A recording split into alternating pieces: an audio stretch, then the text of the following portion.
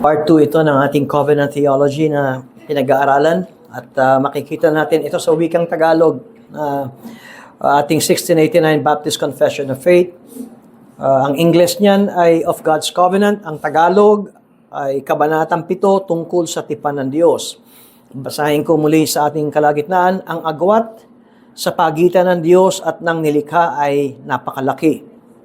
Nabagaman ang mga nilikhang may isip, ay may tungkuling sumunod sa Kanya bilang kanilang manlilikha, gayunpaman ay hindi pa rin sila makakaabot sa gantimpalang buhay kailanman maliban sa pamamagitan ng kusang loob ng pagpapakababa ng Diyos na ikinalugod niyang ipahayag sa pamamagitan ng tipan.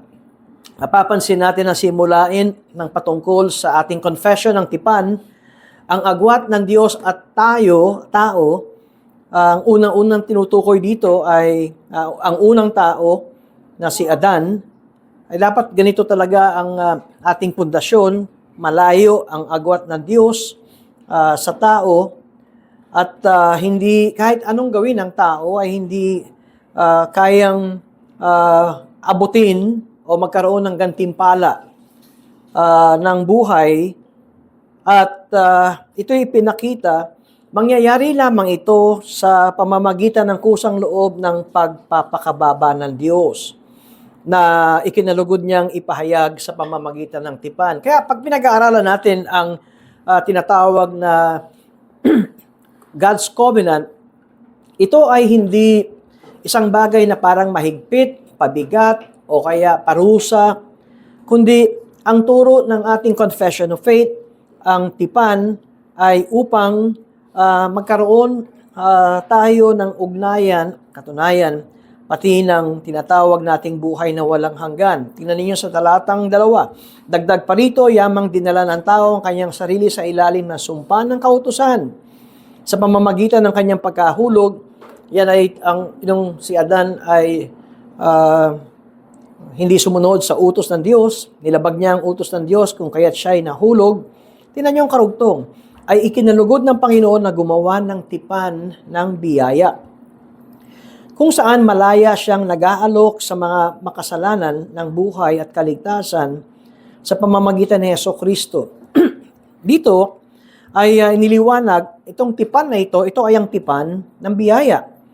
At ito ay sa pamamagitan ni Jesucristo, na nag-uutos sa kanila ng pananampalataya sa Kanya upang sila ay maligtas. Ang problema ng iba, ang akala nila ay parang walang kaligtasan sa Old Testament dahil wala si Kristo. Diba ganun yung ibang ang kanilang akala. Pero simula pa lamang sa umpisa, totoo na makikita natin na ang Panginoong Yesus ay nagsimula na pumasok sa eksena ng kasaysayan ng sangkatauhan nung siya'y sinilang ng isang birhen. Sa matandang tipan na hindi natin makikita ang Panginoon. Kasi sinasabi rito na nag-aalok siya sa mga makasalanan ng buhay at kaligtasan sa pamamagitan ni Jesucristo, na nag-uutos sa kanila ng pananampalataya sa Kanya upang sila ay maligtas at nangangakong ibibigay sa lahat ng mga itinalaga sa buhay na walang hanggan ang Kanyang banal na Espiritu upang gawin silang may kusa at kakayahang makapanampalataya. Totoo na hindi natin makikita ang pagpasok ng Panginoong Jesucristo sa matandang tipan, pero sa Genesis chapter 1, ang makikita natin dito ay nung nagkakaroon ng paglikha, ang Diyos ay nagsasalita. At sinabi ng Diyos, at sinabi ng Diyos, at sinabi ng Diyos. Pagdating sa John chapter 1, sinabi ni Apostol Juan na ang Diyos at ang salita ay naroon na at siya ang gumawa ng sangkalikasan ng creation at ang Diyos at ang salita ay nagkatawang tao. Kaya si Apostol Juan sa New Testament, sa Bagong Tipan, ay nagsasabi, naroon na si Jesus. Simula pa lamang ng Genesis ng paglikha. Dahil siya ang manlilikha, no? Yung salita. At sinabi ng Diyos at nagkaroon ng liwanag. At sinabi ng Diyos at nagkaroon ng naghiwalay ang ilaw sa himpapawid at nagkaroon ng halamanan, ng karagatan, ng paghihiwalay. Ito ay salita ng Diyos. Pagdating sa New Testament, sinabi ni Apostle John, ang salita ay nagkatawang tao. Ang salita ay Diyos at ang salita ay nagkatawang tao. Kaya noon pa man ay naroon ng Panginoon. Paano tayo maliligtas? O kaya paano naligtas ang mga Old Testament saints? Yung mga tao na sa matandang tipan? Sa pananampalataya.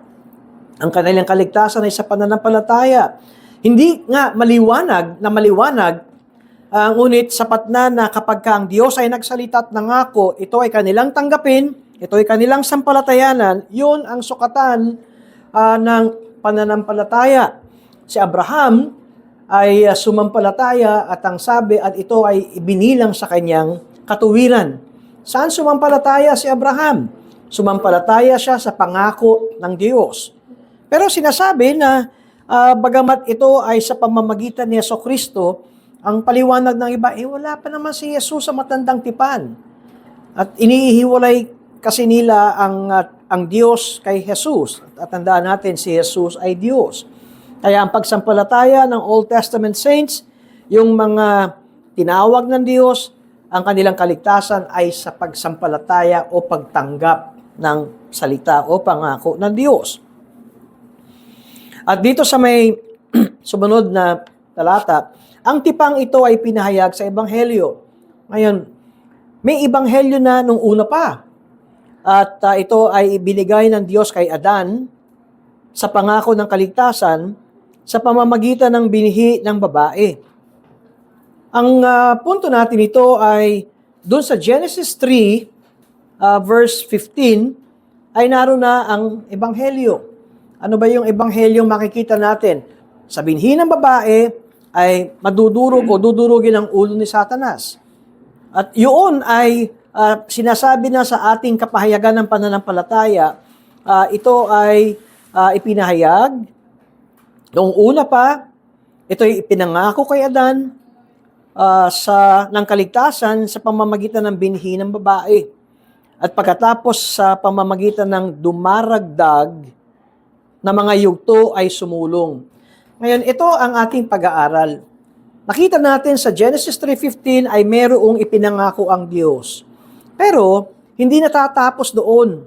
Ang pagpapahayag ng Diyos ay dumaragdag na mga yugto, yung sa English, yung tinatawag na further steps. Ito yung, at habang tumatakbo ang kasaysayan ng sangkatauhan ay mas lalong lumiliwanag ang tipan ng Diyos na ito. At dito ay hanggang ang lubos ng kapahayagan nito ay naganap sa bagong tipan. Hanggang sa ito ay dumating doon sa kamatayan ng Panginoong Hesus. At ito ay nakasalig sa walang hanggang kasunduan sa pagitan ng Ama at ng Anak tungkol sa katubusan ng mga hinirang.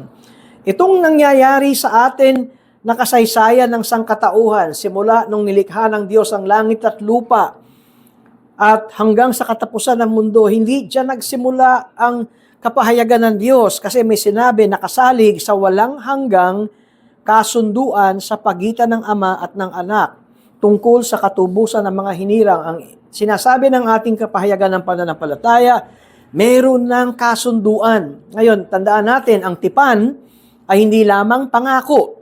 Ito ay may kasunduan. Kaya kailan nangyari yung kasunduan na yun na ililigtas ng Panginoong Jesucristo ang hinirang? Ang sabi sa Epeso, bago pa nilikha ng Diyos ang mundo, kayo ay kanya lang hinirang. Kaya kung pinapanood o kung binabasa natin ang Biblia, hindi talaga nagsimula yan sa Genesis chapter 1. At yan ay mayroong pangunahing pangyayari ng kasunduan ng ama at ng anak tungkol sa katubusan ng mga hinirang. Yan ang dahilan kung bakit mahalaga sa atin itong pag-aaral na ito. At sa pamamagitan lamang ng biyaya ng tipang ito, ng lahat ng mga naligtas na inapo ng nahulog na si Adan ay nagtamo ng buhay at immortalidad. Yamang ang tao ngayon ay lubos na hindi na matatanggap ng Diyos sa bisa ng mga kondisyong tinayuan ni Adan. Matatalakay natin yan mamaya sa kanyang kalagayan ng kawalang kasalanan. Kaya kung titignan natin ang lahat na nangyayari, ang Diyos ang talagang unang kumilos. Kung bakit tayo sumampalataya sa Panginoon, ay dahil wala pa ang lahat. Tayo ay pinili na ng Diyos. Kaya kamangha-mangha talaga itong ating pag-aaral patungkol sa tipan ng Diyos. Ngayon, makikita natin na ito ang mga tipan, Old Testament Covenant, at ngayon ang naka-underline sa atin ay ang Adamic Covenant. At ito ay part 2 na. Sinabi natin na kapag sinabing covenant, hindi lang ito promise. Ito ay merong commitment at pagkatapos ay merong sanction. Ang divinely sanction, ang ibig sabihin niyan ay meron tayong kasunduan at ito ay seryosong kasunduan. At kapag ang isa man sa atin ay lumabag sa kasunduang ito, ay mayroong pananagutan. At kapag ganito ang makikita nating lengguwahe at pangyayari sa matandang tipan at maging sa bagong tipan, yan ay tinatawag na tipan, ang kasunduan. At sinabi natin na ang tipan ng Diyos kay Adan ay tinatawag na covenant of works, tipan ng paggawa. At sabi ni Samuel Renihan sa kanyang aklat ng The Mystery of Christ, the covenant of works depends on the distinction between that which was natural to Adam at creation and that which was granted beyond nature. Ito yung isang bagay na maging maliwanag sa atin. Ano yung pagkakaiba ng tinatawag dito sa sinabi ni Samuel Renihan na natural to Adam at creation? Tandaan natin, nung nilikha ng Diyos ang unang tao, ito ay nilikha ayon sa kanyang wangis. Diba? According to His image and likeness, ayon sa kanyang larawan at wangis.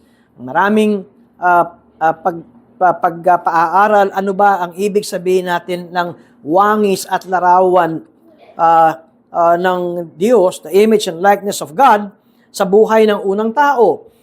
At sa ating confession, ang wangis at kabanalan ng Diyos sa unang taong si Adan ay walang iba kundi ang katuwiran ng Diyos, ang kabanalan ng Diyos. Kaya pag sinasabing ang pagkakaiba ng what was natural to Adam at creation, yung salita, yung kalooban ng Diyos, yung kanyang kabanalan, yung kanyang pagka-Diyos, na kay Adan yun nung nilikha ng Diyos si Adan. Okay, na kay Adan yun. At nung nahulog si Adan sa kasalanan, hindi nawala yon sa sangkatauhan. Ang nangyari lamang ay lumabo at nadungisan ang puso at kaisipan ng tao. Ang ibig kong sabihin, sa isip ni Adan, sa kanyang kaalaman, nandun ang utos ng Diyos. Yung tinatawag natin na 10 Commandments, hindi yan nagsimula sa bundok ng Sinai. Yan ay nagsimula ng nilikha ng Diyos si Adan. Kaya yung moral law, kung bakit hindi yan nawawala hanggang sa kahit na si Jesus ay umakyat na sa langit, yan ay nagpapatuloy. Ano ang nawala sa matandang tipan? Ceremonial law, yung mga paraan ng paglapit at paghandog ng hayop, judicial law, yung batas ng Israel, yan ay nawala. Pero yung ceremonial law or moral law, yung 10 Commandments, ay nananatili sa atin. Merong tayong tinatawag na the three uses of the law at sa isang anak ng Diyos, yung pangatlong gamit ng Ten Commandments, hindi tayo para hatulan, kundi tayo ay ligtas na. Ngayon, ito ang ating gabay ng pamumuhay bilang mga anak ng Diyos. Yun yung the third use of the law. Ngayon, yun namang sinasabi ni Samuel Renihan na kakaiba yung natural kay Adan at ano yung ibinigay sa kanya, granted beyond nature, yun yung tinalakay natin na merong idinagdag na utos ang Diyos kay Adan. Ayan, ano yung idinagdag na utos ng Diyos kay Adan? Kung ang unang batas ng Diyos ay ang kabanalan ng Diyos na nasa kanyang isipan, nasa puso ni Adan, meron pang idinagdag na utos ng Diyos. At yun yung tinatawag natin na positive law. Ngayon, tingnan ninyo ito. Ang pinag-uusapan natin ay ang tipan ng Diyos kay Adan. At nakita natin ang kanyang unang paglikha. God created Adam according to His image. Sa madalit salita, ang simula ni Adan ay mabuti at likas kay Adan, sundin ang batas ng Diyos. Dahil siyang manlilikha. Si Adan ay galing sa Diyos. Kaya Adam was obligated to obey God in all things. Tingnan ninyo ang pangalawa. At itong highlighted na to, God was not obligated to reward Adam's obedience. Hindi tungkulin ng Diyos na gantihan o gantimpalaan ang pagsunod ng ni Adan sa Diyos. Bakit? Ito yung sinasabi natin dahil si Adan ay likha ng Diyos. Tungkulin ni Adan, sundin ang kalooban ng manlilikha, pero hindi tungkulin ng manlilikha, gantimpalaan si Adan sa kanyang pagsunod sa batas ng Diyos. Ngayon, dito tayo papasok sa tinatawag nating tipan, covenant. Sinasabi natin that a covenant is a commitment with divine sanction. At inilagay ng Diyos si Adan under commitments beyond his created obligations. Okay? Si Adan ay likha ng Diyos, meron siyang tungkulin talagang sundin ang Diyos. Ngunit ang Diyos ay walang tungkuling gantimpalaan ang pagiging masunuri ng Diyos. Pero dito ay meron tayo makikitang tipan. Merong man's covenantal condition. At dito sa tipan ng Diyos na ito ay merong tayong makikitang that God committed to provide a reward for Adam's obedience. Ngayon, pagpasok ng tipan ay dito nangangako at mayroong sanction, may divine commitment na ginagarantiya ng Diyos ng kaniyang pagpapala o reward kung si Adan ay susunod sa positive o sa dagdag na utos ng Diyos na ito. At ang point nito ay, ang pinakikita natin dito ay itong reward ay nakasalalay sa obedience ni Adan. At kailan ito natin makikita? Sa pagkakaroon ng tipan. Bakit natin sinasabi ang bagay na ito? Tingnan ninyo, God placed Adam under commitments beyond his created obligations. Ngayon, nakita na natin yung difference ng tungkulin ni Adan sumunod sa kanyang manlilikha. Hindi tungkulin ng manlilikhang bigyan siya ng gantimpala. Pero dahil ang Diyos sa kanyang pagpapakababa ay nakipagtipan sa tao, dito napapasok ang Diyos ay nagdagdag ng kaniyang utos o ng kaniyang batas at ngayon ay merong partisipasyon si Adan at ito ay ang tinatawag ng sanction commitment at ito yung tinatawag nating covenant of works na mayroong dapat na sundin at sundin ang kalooban ng Diyos. Ngayon, kaya dito ay nagsimula na ilagay ng Diyos si Adan simula sa Garden of Eden. Pag nakita natin ng Genesis 1, ay nandoon yung tinatawag na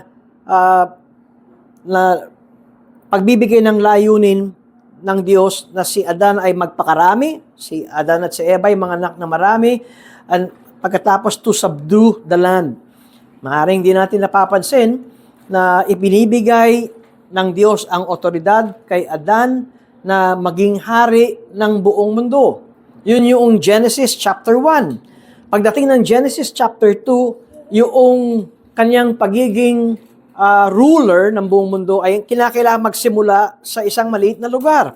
At yan ang Garden of Eden. At ang description ng Eden ay, kung binabasa natin simula ang Genesis, ay yung Garden of Eden ay doon lamang nakikipagtagpo ang Diyos sa unang taong si Adan. Ngayon, pag tumingin tayo sa panahon ng Exodus at pagtayo ng tabernacle, merong tinatawag na kabanal-banalan na kung saan doon nakikipagtagpo ang high priest, most high priest sa Diyos. Pagdating sa New Testament, nakita natin na ito ay sa iglesia. Kaya ang simula ng Eden ay makita natin na ito ay nagpapakitang ito ay templo. It is a place na kung saan nandoon ang special na presensya ng Diyos. At saan natin makikita that God placed Adam as king over Eden. Ang hari, bagamat ang direksyon ay maging hari ng buong mundo, pero siya ay magsisimula dito sa hardin na ito. At inilagay si Adan na ruler, mamumuno. Kaya't bilang ruler or vice regent, o kaya ay hari siya ay delegated king ng Diyos at siya ay hari sa hardin ng Eden. At isang bagay na dapat din nating makita sa pag-aaral natin na ito ay by the way, balikan natin ito. God placed Adam as king over Eden. Ang ibig sabihin, dapat binantayan niya ito. At dito ay siya ay nag-fail. At mamaya makita rin natin that Adam was also a priest sa Diyos dahil nandun ang special presence ng Diyos sa Garden of Eden. Dapat hindi niya pinapasok ang hindi katanggap-tanggap dito sa special na presensya at pinapasok niya at pinahintulutan na si Satanas ay makapasok doon. Ngayon, itong federal head, tanggap ito ng lahat ng Reformed churches na si Adan ang siyang kumakatawan sa lahat ng sangkatauhan. Ang ibig sabihin nito, kung si Adan ay tumanggap ng blessing ng Diyos, ang lahat ng sangkatauhan ay tumanggap ng pagpapala ng Diyos. Ngunit alam natin na nangyari, si Adan ay nahulog sa kasalanan, kung kaya't hindi lamang si Adan na nahulog sa kasalanan, dahil siyang kumakatawan sa lahat ng sangkatauhan, lahat ng tao ay nahulog sa kasalanan. Kaya tayo namamatay. Kaya kahit Kristiyano ay namamatay. At yan ay dahil sa isang tao, pumasok ang kasalanan sa sanlibutan at ang lahat ay namamatay. Yung marinig yung 1689 federalism na nagiging maingay ngayon sa ating bansa, ang totoo, pag nakita natin ang Latin word ng federal, ang ibig sabihin niya ay covenantal. Ang 1689 federalism sa tamang pagkaunawa ay nagsasabing ang pinangahawakan namin ay ang turo ng 1689, 17th century particular Baptist ng covenant theology. Ang Baptist ay mayroong sariling covenant theology at ito nga yung ating pinag-aaralan. Kaya hindi ito kontra actually sa 1689 Baptist Confession of Faith. Ang point lang ito kung bakit meron tayo nakikitang title ng 1689 Federalism ay itong mga 17th century particular Baptist, Reformed Baptist, ay mayroong pinangahawakan na covenant theology na kakaiba o naghihiwalay sa tinatawag nating mga Reformed brethren or Reformed churches. At pagdating sa pag-aaral natin ng covenant theology, ang mapapansin natin, ang transaction ng Diyos sa covenant ay sa mga federal head. At unang-una ay si Adan. Pangalawa, si Noe. At nakita rin natin si Moses, bagamat hindi maliwanag na siya ay federal head, ay kasama sa ating pag-aaral ng covenant theology. Si David ay federal head. At pagkatapos, Abraham at si David. At sa New Testament ay ang Panginoong Jesucristo. Ngayon, tingnan natin itong point na ito. Sa letter C, that Adam was obligated to obey the law. Ito yung pinaliwanag ko kanina, the law of nature. Ito yung Ten Commandments o moral law na naisulat sa puso ni Adan. Ngayon, yung positive law, ito yung dagdag na batas ng Diyos. Ngayon, ano ba yung positive law na makita natin? Ano yung dagdag na batas ng Diyos? Huwag mong kakainin ang bunga ng punong kahoy sa gitna ng halamanan na magbibigay sa inyo ng kaalaman ng tama at mali. Yan ay dagdag na utos ng Diyos. Yung law of nature na tinatawag natin, yung batas ng Diyos, nakasulat na yan sa puso ni Adan. At meron tayong positive law, at yan ay yung dagdag na utos na merong ipinagbabawal. At ito ang batayan natin ng Covenant of Works, na mayroong idinagdag ang Diyos na utos at ito ay dapat sundin ni Adan at ito ay dapat na kanyang habang siya'y naroon sa Garden of Eden na yon. At dito ay atin din makikita na si Adam ay kumakatawan ng bilang pare. Ngayon, bakit ko sinabing pare? Kung ang Eden ay sumisimbolo sa special presence ng Diyos, kaya parang ito ay templo, at ito ay nagsisimula ng templo, at ang templo ay may mga pari, at ang mga pari ang silang nangangasiwa, sila ang nagtatrabaho, at sila rin ang nangangalaga sa templo. At tulad ng makita natin na naging tungkulin ng mga tribe of Levi, ang mga Levites sa lahi ni Aaron, at yan ay ang tungkulin ng mga Levites is to keep guard over the temple. Sila ang nagtatrabaho sa templo at sila rin ang nangangasiwa ng lahat ng loob sa templo, sa matandang tipan, lalo na doon sa tabernacle, yung habang sila ay lumalakbay. Ngayon, nakita natin yung king, paano yung prophet na sinasabi natin?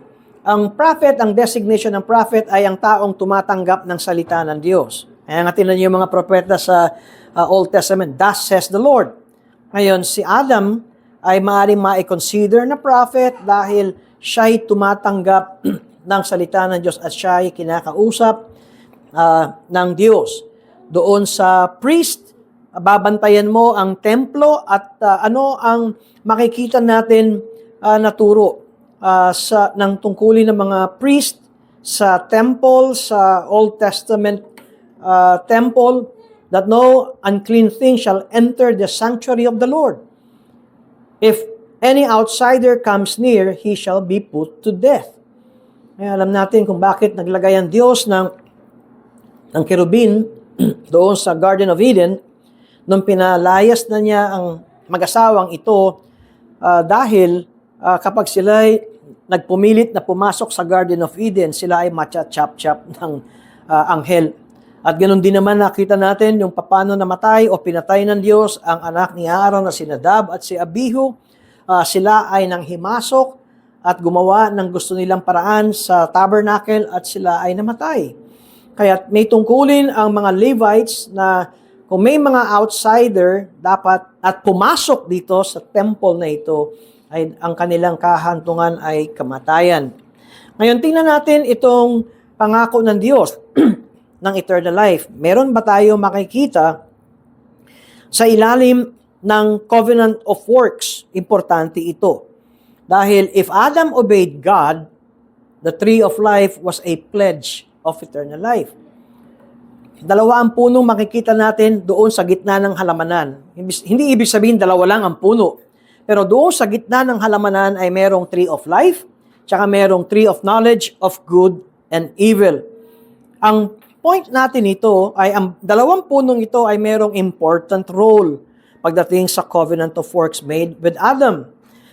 At dito sa pag-aaral natin yan, ito ang nais kong i-quote kay Gerhardus Voss sa kanyang biblical theology.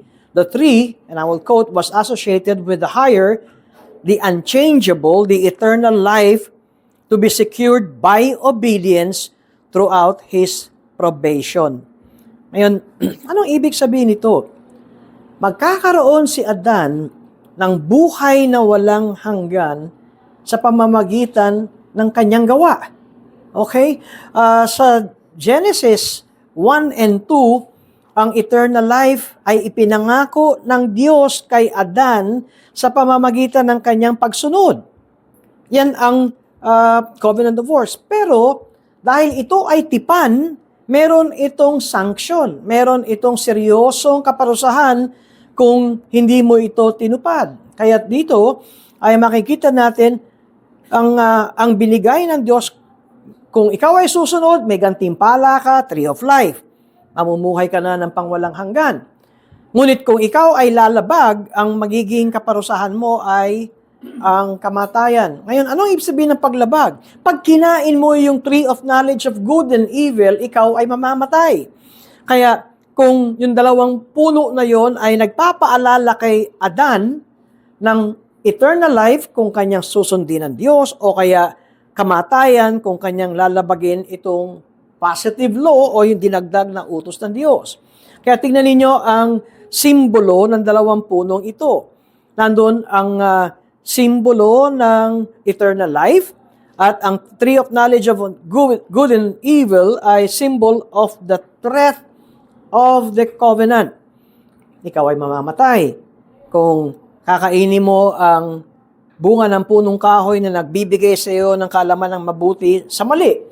Dahil nilabag mo ang Diyos. Nilabag mo ang utos ng Diyos dahil yun ang positive law, yun ang dinagdag ng Diyos kay Adan, hindi mo ito pwedeng kainin. Paano natin masasabi sa pag-aaral natin na mayroong tipan ang Diyos kay Adan? Tingnan nyo, unang-una, parang yung Garden of Eden ay pagsisimula ng kaharian ng Diyos. Ang point na gusto kong makita natin, umpisa pa lamang ay ipinakikita na sa atin, ito ang direksyon ng sangkatauhan na ang mundo ay maging kaharian ng Diyos. Ano nangyari? Nagkasala si Adan, kaya yung kanyang responsibilidad at yung kanyang tungkulin na maging ruler ng buong mundo at maging kaharian ng Diyos ang buong mundo ay hindi na mangyayari dahil sa kasalanan. Ang tanong ko, ito ba ay mangyayari na magkakaisa muli ang mundo at ang paghahari ng Diyos? Pag binasa natin ang Book of Revelation, ay makikita natin may bagong langit at may bagong lupa at ang bagong Jerusalem at mananahan ang Diyos, ang Panginoong Yesus sa Jerusalem. Kaya pag nakita natin yung direksyon ng kasaysayan, sa umpisa, ito ang direksyon, ang tao ay makakasama niya ang Diyos ng pangwalang hanggan dahil sa kasalanan, ito ay nawala. Ngunit sa takbo ng kasaysayan, pagdating sa Book of Revelation, nagsama ang langit at ang lupa sa paghahari ng Diyos. Tama ba? Ano yung dalangin natin ng Ama namin? Our Father who art in heaven, holy is your name, your kingdom come, your will be done on earth as it is in heaven. Ito ang dalangin. Kumisan, hindi natin nakikita o napapansin na nananalangin tayo, pero ang direksyon ng panalangin, magsama ang langit at ang lupa at maghari ang Diyos.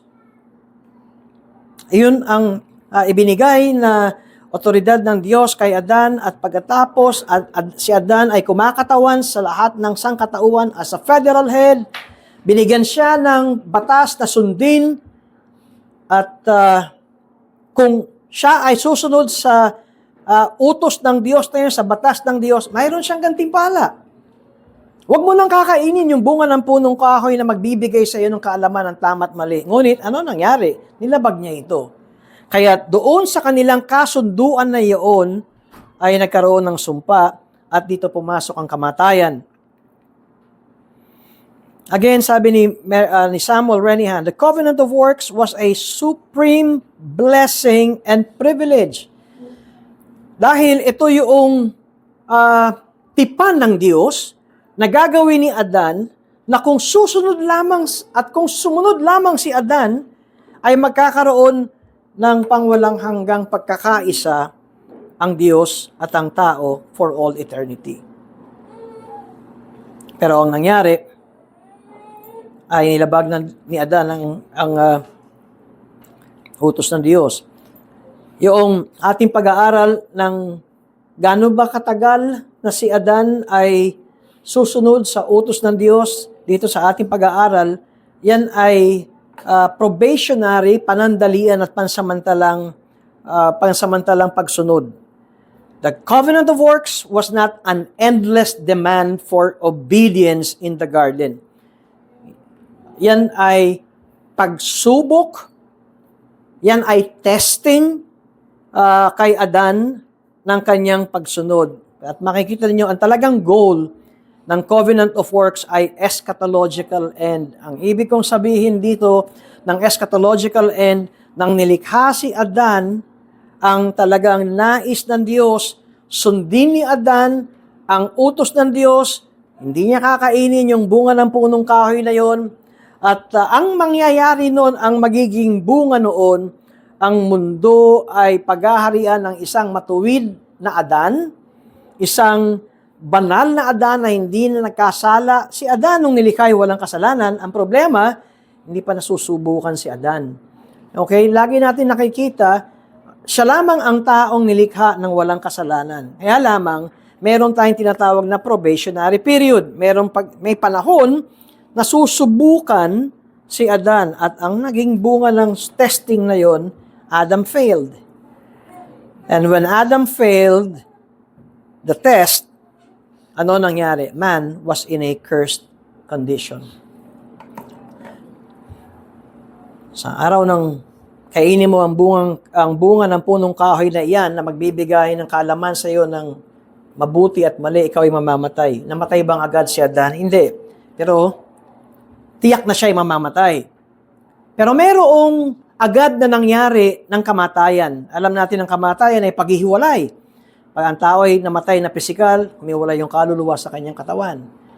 Ngayon, ang nangyaring agad-agad ay ang spiritual death. Spiritual na kamatayan.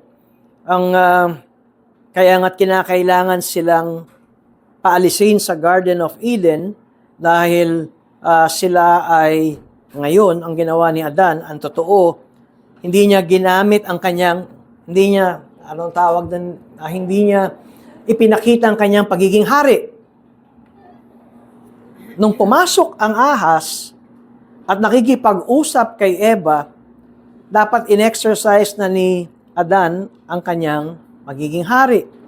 At kung makikita natin ang pangungusap ng ahas, mali-mali yung kanyang sinasabi kay Eva. Pero hinayaan niya ito. At mas masakit pa rito, kinain pa niya mula sa kamay ng kanyang asawa ang ipinagbabawal na bunga ng punong kahoy. Alam ni Adan yun. Dahil bukod sa si Adan sa kanyang puso ay mayroong kabanalan ng Diyos at katuwiran ng Diyos, ang utos na huwag kakainin ng bunga ng punong kahoy ay kay Adan ibinigay ng Diyos. Mas mahal niya asawa niya. Minsan nag-iisip ako pagka ang magiging dahilan yung asawa mo ang hahatakin ka sa impyerno, di ba? Sabihin mo, ikaw na lang, hindi ako. Ito ang nakita natin at kung bakit sinasabi dito na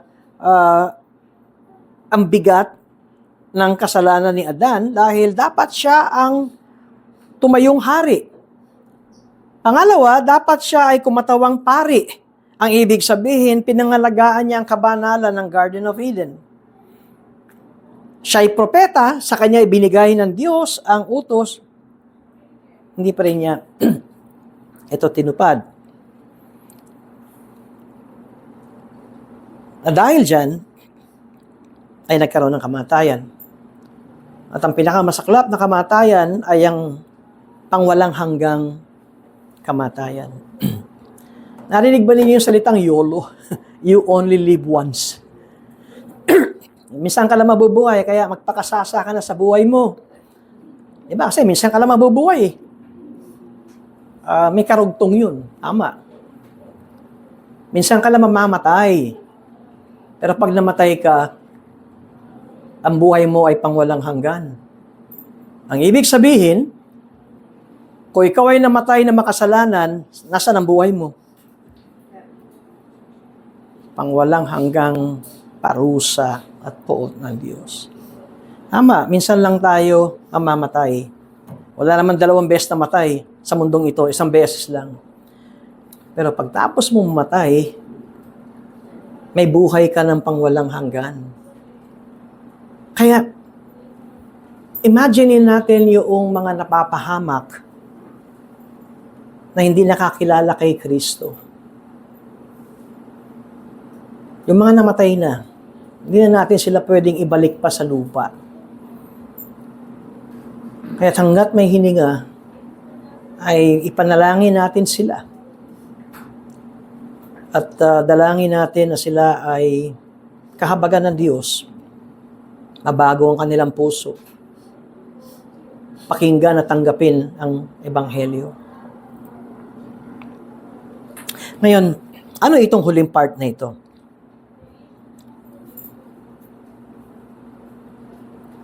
Nung natapos ang probationary period ni Adan at yung tipan ng Diyos kay Adan, nung nahulog si Adan, itong covenant of works na ito ay tinanggal na. Bakit ko sinabing tinanggal na?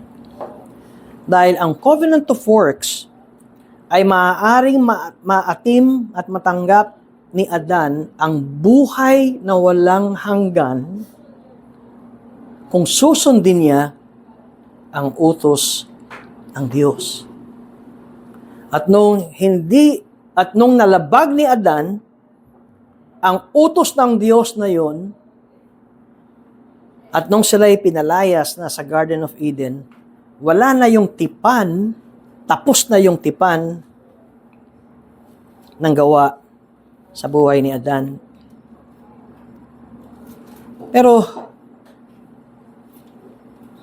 ito na ang makikita natin sa Genesis 3:15. Dito, ay kitang-kita ang habag, ang awa ng Diyos at biyaya ng Diyos kay Adan. Bago sila pinalaya sa Garden of Eden, ang Diyos ay nangako na ang gawa ni Satanas ay madudurog. Tudurugin siya ng binhi ng babae. Itong si Satanas na ang pangarap ay maging mataas,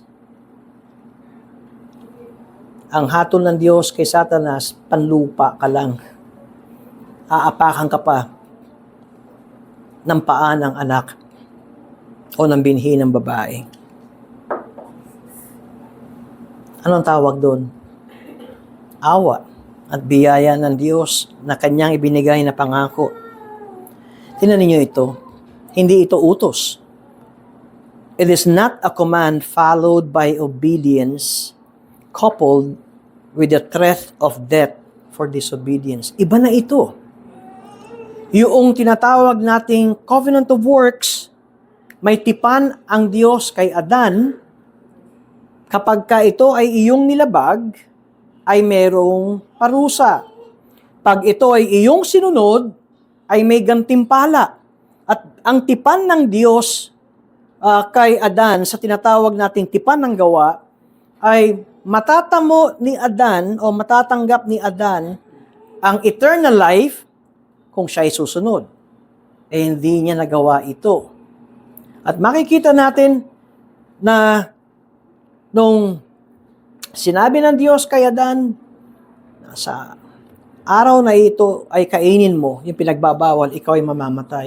Ang totoo, meron silang spiritual death, pero physical death ay hindi agad ito na naranasan. At pagkatapos ay naroon itong Genesis 3:15, ano ang tawag doon? Ito yung sinasabi sa Confession of Faith na ipinahayag kay Adan, una, ang mabuting balita. At kapag naroon ang mabuting balita, yan ay pagpapakita at pagpapahayag ng awa ng Diyos at ng biyaya ng Diyos sa makasalanan. Hindi ba kayo nagtaka na bakit si Adan ay hindi binigyan ng pangalawang pagkakataon? Di ba tayo, mahilig tayong, bigyan mo na akong pangalawang pagkakataon, kailangan nagkamali. Doon sa tipan ng gawa, the covenant of works ng Diyos kay Adan, wala rong second chance. Wala rong mercy. Wala tayong makikitang mercy. Walang habag. Walang awa. Yun yung covenant of works.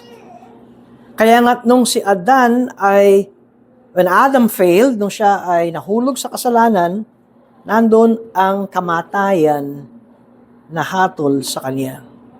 Pero, umabot pa ng 900 years bago siya namatay.